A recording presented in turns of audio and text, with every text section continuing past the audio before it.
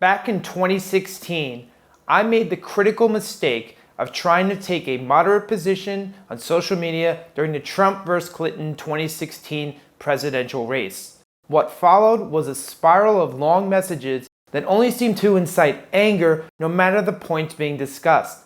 I can't quantify how much time I wasted mired in polemic, but I would estimate it somewhere between months and years, with no productive result. Since that time, we learned that Facebook incentivizes anger on social media as a way to promote engagement.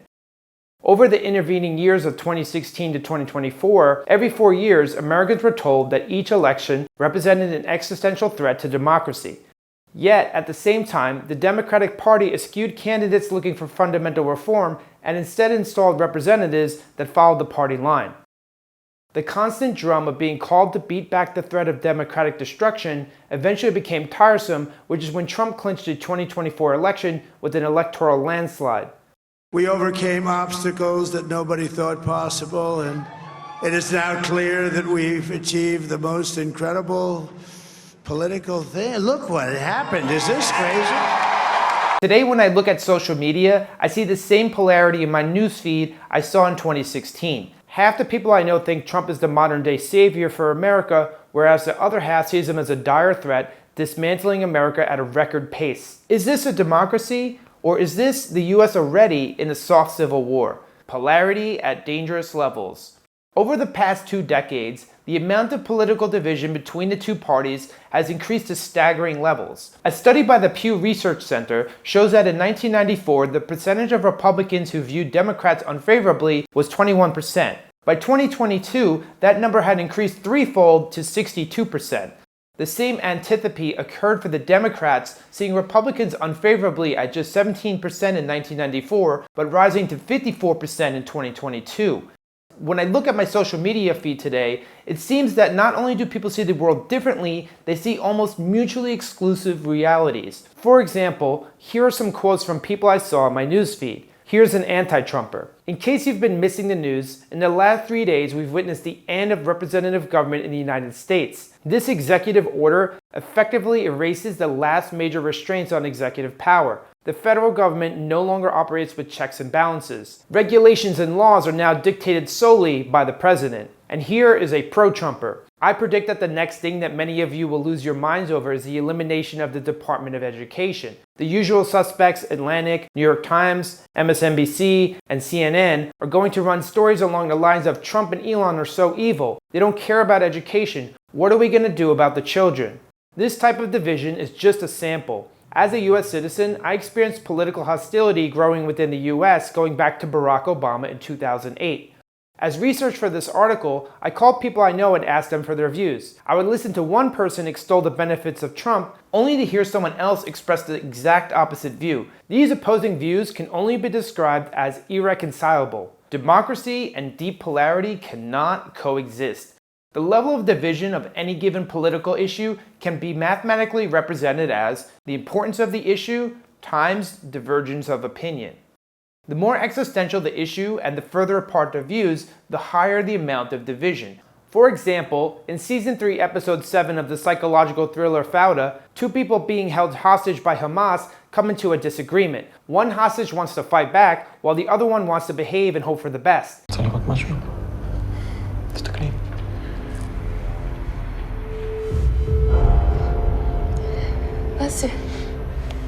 There's no way to make a democratic decision that will satisfy both parties. The consequences are simply too extreme.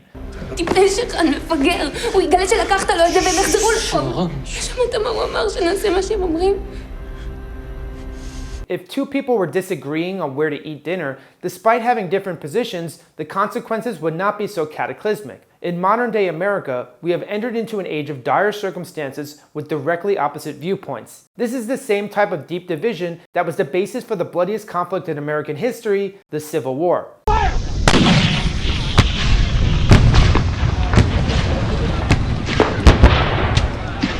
More Americans died in the Civil War than in World War I and World War II combined. "A house divided against itself cannot stand," was a famous quote by Abraham Lincoln on June 16, 1858. PBS.org explains the motivations behind the Civil War. A common explanation is that the Civil War was fought over the moral issue of slavery. In fact, it was the economics of slavery and political control of that system that was central to the conflict. History.com describes the importance of slavery to the Southern economy. By the start of the war, the South was producing 75% of the world's cotton and creating more millionaires per capita in the Mississippi River Valley than anywhere else in the nation. Enslaved workers represented Southern planters' most significant investment and the bulk of their wealth.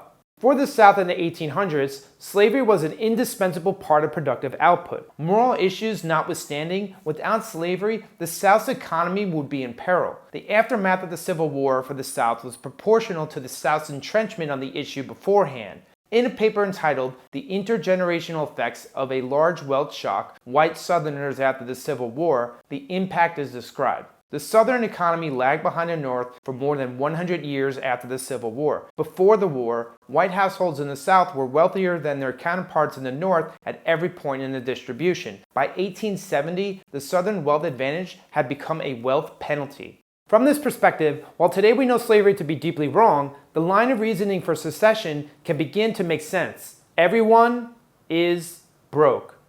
USDebtClock.org is a website that tracks the level of spending and debt by the US government. At the time of this writing, the US debt stands at $36.4 trillion. With the US GDP at $27.6 trillion, that puts the government debt at about 130% of GDP.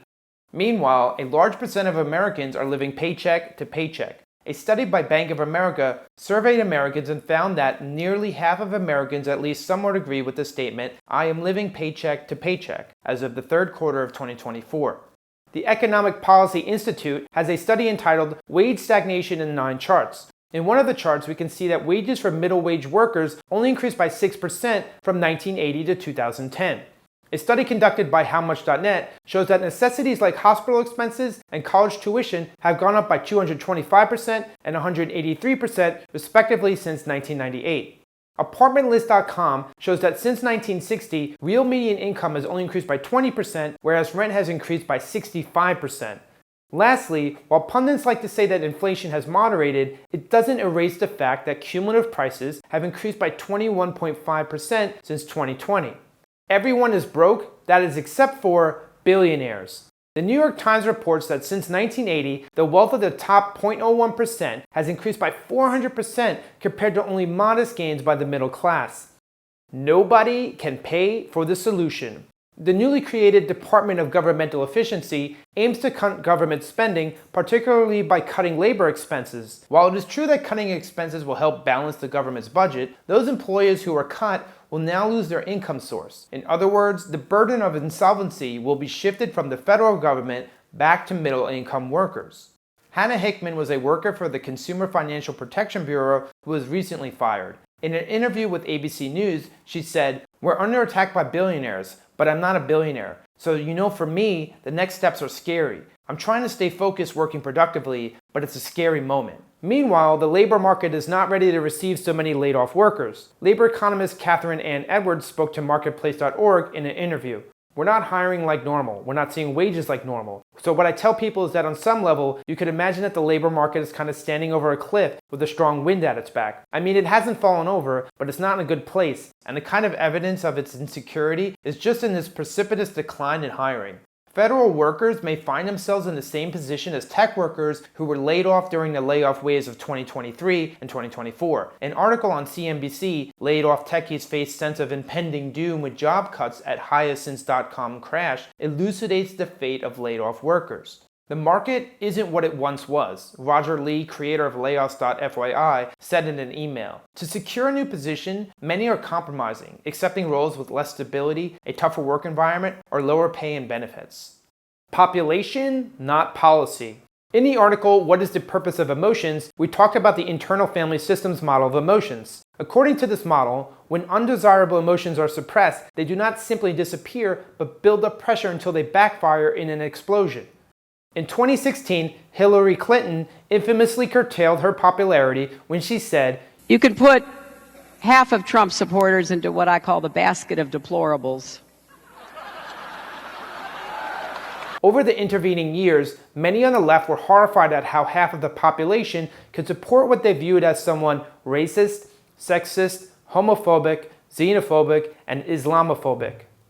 Notwithstanding the character assessment of Trump supporters, the reality remains that these people, morally upstanding or not, are US citizens. Similar to the Jungian integration of the shadow, or when one accepts the darker side of themselves, these people were not considered to be part of the population, and then they exacted their revenge in the 2024 elections. People within the population regard the opposite side of the political spectrum as the enemy. A study by YouGov showed that in 2024, 85% of Democrats viewed Republicans very unfavorably. For Republicans, they viewed Democrats very unfavorably 88% of the time. A survey conducted by InnerBody.com showed that 86.7% of Democrats are dating Democrats, and only 5.2% of Democrats are dating Republicans. 3 in 5 people said they would dump their partner over political differences. A Marquette Law School poll shows how divided the population is on Trump's policies. For example, the policy of recognizing only male and female sexes is approved by 94% of Republicans, but only 27% of Democrats. There is a similar spread for most of Trump's executive orders. A population that is so divided is virtually ungovernable. How can people with such opposing views productively coexist within the same country? The soft civil war.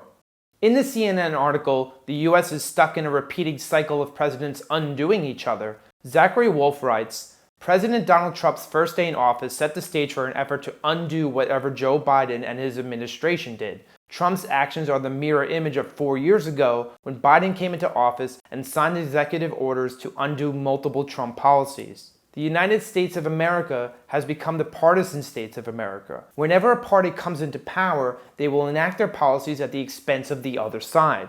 The people of the country despise those from the opposing political party.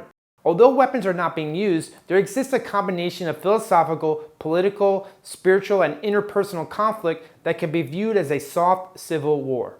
If solutions are not found to America's problems, there are 3 potential ways the situation could devolve. 1. A violent civil war as depicted in the 2024 film Civil War. 2. A political revolution of the working class versus the billionaire class. And 3. A national divorce where the US splits into 2 or more countries. Like the Civil War in 1861, a deeply existential issue now plagues the population. The soft civil war is a preliminary stage of volatility that has the potential to turn into a large-scale conflict. Conclusion. One of the reasons I decided to get an MBA in Hong Kong is that I needed to take a break from the political divisiveness in the US. Mundane issues often turn into political arguments as people are increasingly judged by which side of the political divide they stand on. Regardless of which party is in power, there remains the issue of the population itself. How can people from such diametrically opposed perspectives find peaceful coexistence within the boundaries of the same country? If there is a solution to be found, it is likely to be of a nonpartisan nature.